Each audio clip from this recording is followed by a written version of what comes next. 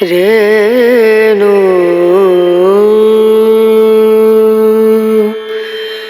ரேணா ரேணா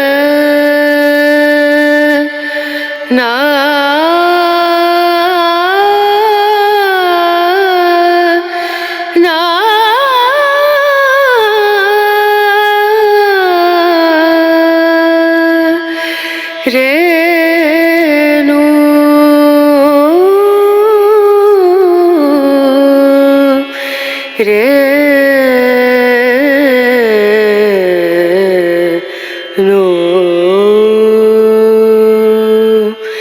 theme தூம் தர திருச்சிற்றம்பலம். தென்னாடுடைய சிவனையை போற்றி, எந்நாட்டவருக்கு இறைவா போற்றி. ராணிப்பேட்டை மாவட்டம் வாலாஜா வட்டம் அடுத்த திரு காஞ்சகிரி மலை. இது மிகப்பெரிய ஒரு சக்தி வாய்ந்த மலை. சித்தர்கள் பூமி, சித்தர்கள் தவறுகிற இடம்.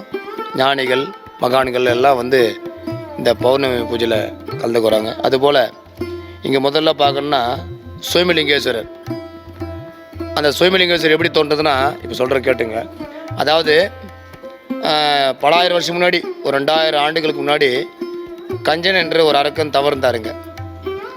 அவர் தவறுந்து இறைவனை பார்க்க முடியாத விரக்தியிலே அப்படியே ஒரு நாளும் தவறுந்தார். இங்கே நம்ம மலையிலேருந்து ஒரு 7 கிலோமீட்டர் தொலைவில் திருவள்ளன்னு ஒரு திருவள்ளத்தில் திருவள்ளநாதீஸ்வரர் பெருமான் கோயில் ஒன்று இருக்குது. அங்கேருந்து வந்து இங்கே தான் தனித்து போவாங்க.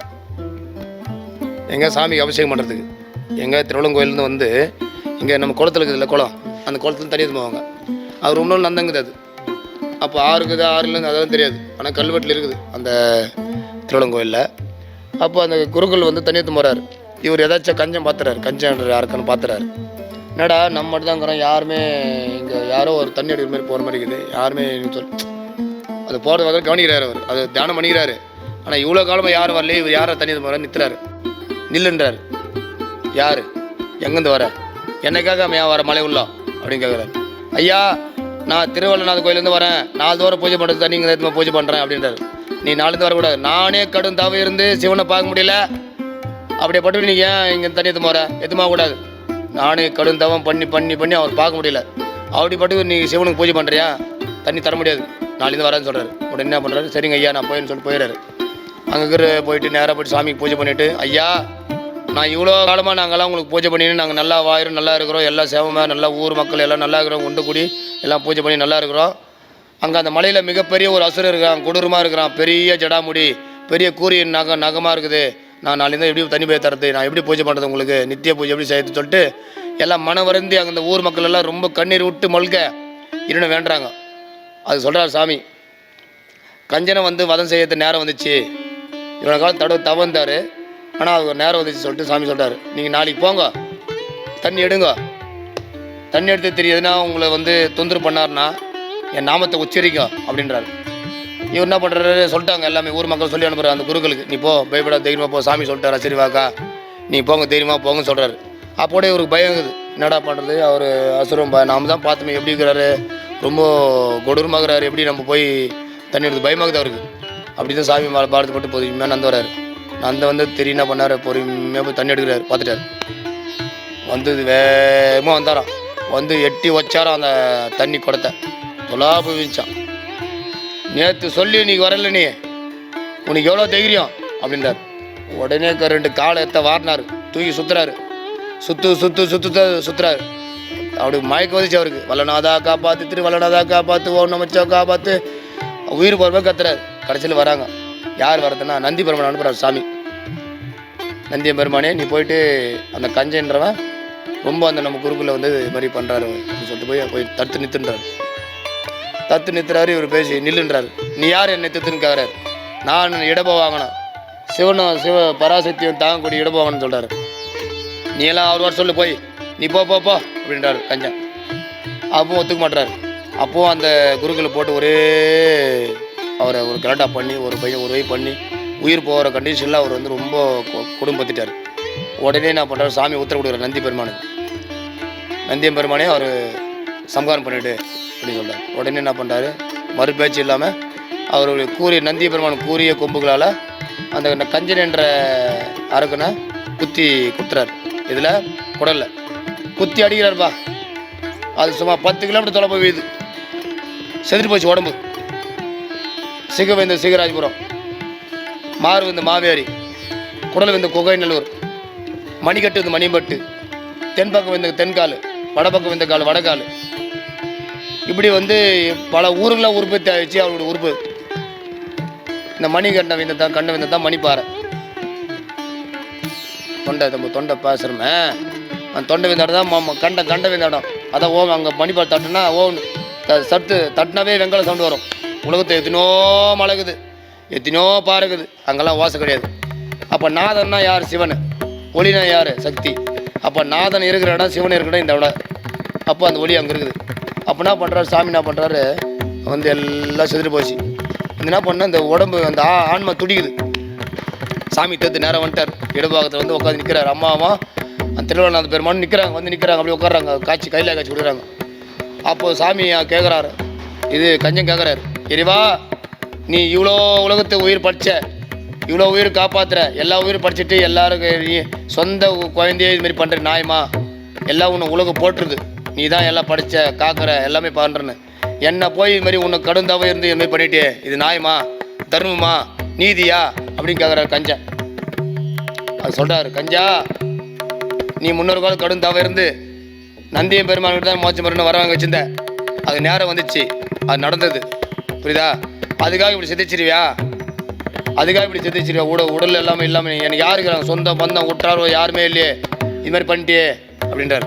கஞ்சா அதெல்லாம் நானே உனக்கு உறவுமுறை, நானே தாய், நானே தந்தை, நானே அண்ணன் தம்பி மாமா மச்சான் மொத்த சொந்தக்காரர் நான் தான் உனக்கு, வேறு யாரும் இல்லை, நான் கவலைப்படான்றார். அப்போ எனக்கு யார் எனக்கு என் கடமை செய்வாங்க? எனக்கு கடமை யார் செய்யறதுக்கு யார் இருக்கிறாங்க? நானே வரேன் கஞ்சான்னு சொல்கிறார் சாமி. நானே வரேன்னு சொல்லிட்டு என்ன பண்ணுறாரு அந்த சாமி? என்ன பண்ண திருவள்ளநாதன் என்ன பண்ணுறாரு சாமி?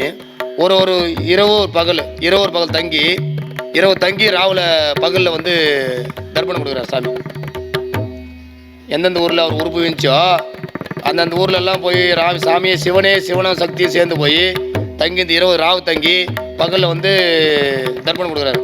தை 1ஆம் நாள் புறப்பட்டு 10 ஒரு உருவம் சுற்றுறாரு. சுற்றி வந்து ஒரு ஊரில் தர்ப்பணம் கொடுத்து 10ஆவது நாள் இங்கே நம்ம மணி இதுக்கு தெரியுமா, நம்ம கேட்டு வாங்கினோம், கேட்டுக்குது இல்லை என்ட்ரன்ஸு கொஞ்சம் தள்ளிப்போன சதாசிவ கோயில் வில்நாதபுரம் பக்கத்தில் இருக்குது. அந்த ஊரில் தங்கிட்டு தை 10ஆவது நாளில் காலையில் வந்து தர்ப்பணம் கொடுக்குறாரு. அப்படின்னா சாமி வரம் கேட்குறாரு, கஞ்சா உன்னா வரவனு கேளுன்றார். ஐயா நான் இவ்வளோ காலம் தவிர்ந்து இவ்வளோ காலம் தவ முடியும் ஒன்று பார்க்க முடியாத துன்பப்பட்ட, துயரப்பட்ட, வேதனைப்பட்ட, துக்கம்பட்ட, தூங்கலை, ஏந்துகளை, எவ்வளோ சாப்பிடல, உணவு இல்லாமல் எவ்வளோ கஷ்டப்பட்டு உனக்கு கடும் தவம் இருந்தேன். இப்படியெல்லாம் அவதிப்பட்டு நான் இவ்வளோ வேதனைப்பட்டு இன்றைக்கி வந்து உடலெல்லாம் சிதற போச்சு. நான் ரொம்ப இவ்வளோ காலம் தவத்தை கூட நான் ஒன்று பார்க்க முடியாது, எவ்வளோ வருத்தப்பட்டேன்னு எனக்கு தான் தெரியும். அதுபோல் அது மாதிரிலாம் இருக்கக்கூடாது. அந்த வரம் என்ன தரேன்னா இங்கே வர பக்தர்களும் அடியார்களும் பொதுமக்கள் யார் வந்தாலும் சரி மலைக்கு அவங்க கேட்ட வரம் குத்தணும்னு சொல்லிட்டு வரவங்க அதுவே நடக்கட்டுன்றார் சாமி. அப்போ சிவம் வந்த இடம், சிவசக்தி வந்த இடம், நந்தியம் பெருமான் வந்த இடம், இந்தமாரி மலை இது சாதாரண மலை கிடையாது. நம்ம பிறவியை வேரோடு அறுக்கிற மலை இது, சாதாரண கிடையாது. மிகப்பெரிய ஆற்றல் சக்தி மலை இது. இதுக்கு நைட்டில் பார்த்தீங்கன்னா ஜோதி தெரியும் தானாக. இப்போ அது ஒரு விஷயம் என்னென்னா அந்த ரத்த துளிக்கிறதுன்னு சொல்லிட்டு அதில் முடிச்சிங்களா. அடுத்து வந்து பார்த்தீங்கன்னா சாமி வந்து என்ன பண்ணார், ரத்த துளி அந்த கீ உதிர வீச்சு பாரு, அதை சுயமிலிங்கம். இப்போ உடலாம் விந்து போச்சுப்பா, அந்த ரத்த துளிகள்லாம் பார்த்தீங்கன்னா சுயமிலிங்கம் ஆயிடுச்சு. சுயமிலிங்கம் அப்படியே அந்த உருவத்தை விட்டுட்டு கையிலாய வடிவத்தில் இருக்குது, அதான் மோட்சலிங்கம். அதுக்கு ஒரு பால் ஊற்றினா பெரிய வந்து போச்சு. அந்த மாதிரி ஆட்ட சக்தி அந்த சுயமிலிங்கம் அங்கே இருக்குது பாருங்கள். நீ ஒரு 100 கிராம் பால் தான் ஊற்றுனா வேரோட போயிடும், உன் பிறவி பாவம் போயிடும்பா. அந்த மலை இது ஆற்றல் சக்தி மலை இது. அதே போல் வந்து இங்கே பௌர்ணமி பூஜை நடக்குது நைட்டில். அந்த 12 மணி 30 கோடி தேவலும் கலந்துக்கிறாங்க. அது ஒன்று. அந்த வேள்வியில் எல்லோரும் வந்து கலந்துக்கிறாங்க. அந்த வேள்வி நம்மளுக்கு கலந்து சிறப்பாக இருப்போம். வாழ்க்கையில் எந்த கஷ்டம் வராது, எந்த நோயும் வராது, உயிர் வந்து ஆரோக்கியமாக இருக்கும், உடம்பு ஆரோக்கியமாக இருக்கும், கல்வி தனம் தானியம் எல்லா செல்வம் உண்டு. இந்த மலைக்கு வந்தால் ஒவ்வொரு பௌர்ணமியும் கிட்டத்தட்ட பல 1000 வருஷம் இருந்துங்குது. நைட்டு 9 ஆரம்பிச்சு 12 மணி முடியும். அந்த நிலா பூஜை தான் பூஜை பண்ணி எல்லா பொது எல்லா மக்களும் வந்து வழிபட்டு நல்லா இருக்கலாம். உணவு சாப்பிட்டு எப்படி உயிர் வாயிருமோ இந்த இறைவன் வழிபட்டு நல்லா வாயிட்டு தான் இந்த காஞ்சிரி மலை. அப்போது காஞ்சினா தங்கக்கொடி போகிற இடம் இது. காஞ்சன்னா தங்கம், நம்ம மேனி வந்து தங்க மேனியாக நம்மளுக்குள்ளே இருக்கிற ஜோதி பார்க்குற இடம் இது. அதுபோல் நடக்குது. இந்த சாதாரண இடம் கிடையாது. சித்தர்கள்லாம் இருக்கிற இடம். சித்தரில் பார்க்க முடியாது. அவருமா அவங்க காற்று வடித்துட்டு இருப்பாங்க. ஒரு டைம் ஒரு வாசனை வரும், ஒரு சாம்பிராணி வாசனை அடிக்கும், சந்தன வாசனை வரும், இதுமாரி பல ஜவ்வாது வாசனை வரும், கலந்து வரும். அவங்க பக்தி பொத்து காமிக்கார் சாமி, உணர முடியும், பார்க்க முடியாது சாமி. அப்போ 2000 அடி உயரத்தில் இருக்கிற பெரிய மலை, ஒரு மிகப்பெரிய ஆற்றல் சக்தி மலை இது. அது ரொம்ப சிறப்புங்க ஐயா. இது எப்படி நம்ம தெரிஞ்சு பகிர்ந்துக்கணும். இன்னும் எவ்வளோ தெரியாது எவ்வளோ இருக்குது. திருவள்ளங்கோயில் வந்து கல்வெட்டில் இருக்குது, இங்கே பாருங்கள். அதே போல் இங்கே வாரம் திருவாசகம் நடக்குது. சைவத்தில் பழைய திருமுறை. அது 8ஆம் திருமுறை மாணிக்கவாச பெருமான் அழிச்சது திருவாசகம். திருவாசக உருகாதார் ஒரு வாசக உருகார். இது கிட்டத்தட்ட ஒரு 5 வருஷம் நடந்துக்குது. இப்போ வருகிற ஞாயிற்றுக்கிழமை பார்த்தீங்கன்னா 222ஆவது வாரம். போன வாரம் வந்து 1ஆம் தேதி 1/9/2024 226ஆவது வாரம். இப்போ வருகிற வாரம் வந்து 222ஆவது வாரம். வர அடியார்களுக்கு பக்தர்களும் பொதுமக்கள் அனைவருக்கும் அன்னதானம் உண்டு. அது அன்னதானம் மட்டும் இல்லை, சிவ பிரசாதம். அந்த ஒரு பொடி சாப்பிட்டா நோயெல்லாம் போயிடும். மிகப்பெரிய இடங்க, சாதாரண இடம். மிகப்பெரிய ஆற்றல் ஆகாய நோய் இருக்குது. வாசம் இருக்கிற இடம், சிவம் இருக்கிற இடம். நீங்கள் வந்து தங்கிட்டு போனால் நோயெல்லாம் போயிடும். மூணு ரூபத்தில் கலகிறார் சாமி. தண்ணி, காற்று, நெருப்பு. தண்ணி மூலியமாக கலகிறாரு, காற்று மூலியமாக கலகிறார், உணவு மூலியமாக கலகிறார். ரொம்ப சிறப்பாங்க. என் மலை வந்து நான் தெரிஞ்சது பகிர்ந்துக்கினேன். இன்னும் எவ்வளோ தெரியாத விஷயங்குது. எனக்கு தெரிஞ்ச அனுபவத்தை நான் சொல்லிக்கிறேன். இன்னும் தெரியாது எவ்வளோ இருக்குது. அதனால் நீங்கள் நல்லா இருங்க ஐயா. சிவாய நம. திருச்சிற்றம்பலம். தென்னாடுடைய சிவனையே போற்றி, எந்நாட்டவருக்கு மெரிவா போற்றி. காலம் அறிவான் கருணை புரிவான் காஞ்சனகிரியான். காலம் அறிந்து கருணை புரியும் காஞ்சனமணியான். காலம் அறிவான். நீ எதுக்கு வந்துக்கிற, ஏன் வந்துக்கிற, நீ எதுக்கு பொதுவாக வந்துக்கிறியா, இல்லை சுழியத்து வந்து செக் பண்ணுறார் சாமி. இறைவா நீ தான் காப்பாற்றணும்னு சொல்லிட்டா அவன் காப்பாற்றிடுவான். சரியா? ஓம் நமச்சிவாயா. சிவாய நமயா.